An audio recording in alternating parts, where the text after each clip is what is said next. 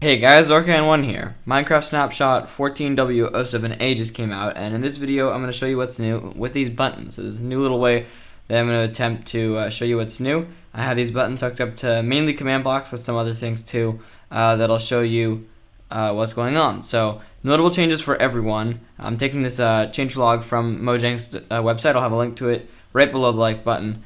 Added iron trapdoors. So you see there's now an iron trapdoor as opposed to, that looks like a bug that it's called tile.irontrapdoor.name. But there used to be, and there still is, wooden trapdoors. If I get them, if I get them here. And of course, just like iron doors, you can't open it with just a right click. You need some redstone. So if I press this button, you can now get under, and I'll destroy that because I didn't make a way to get out. So that's pretty cool. There's now iron trapdoors. You can now share LAN for spectator mode only. So if I go into options and my open to LAN, another game mode to click is spectator, so that you can open it for people on your LAN to spectate whatever you're playing. Notable changes for map makers. So let's start here. A resource pack can now be bundled with a map. Put it in the map save directory and name it resources.zip.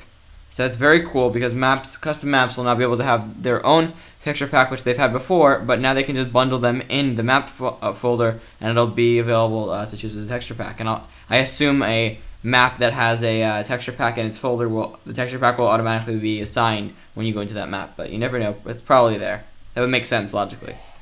Next button. The command /chest4 and /chest4block and /clear can now test for partial matches of NBT lists. So what that means, basically, to try to make it said a little simpler, I think that's a word.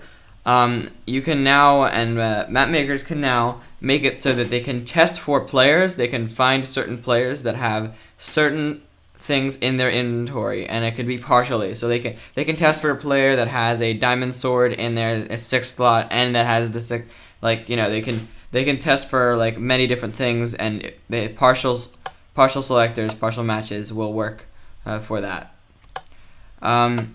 So there's a lot of really cool new scoreboard features, new scoreboard stuff, but I'm not going to get into it because it's very complex, and the first link in the description below the like button, like I said, it will be a link to Mojang's post about the snapshot where all the examples lie.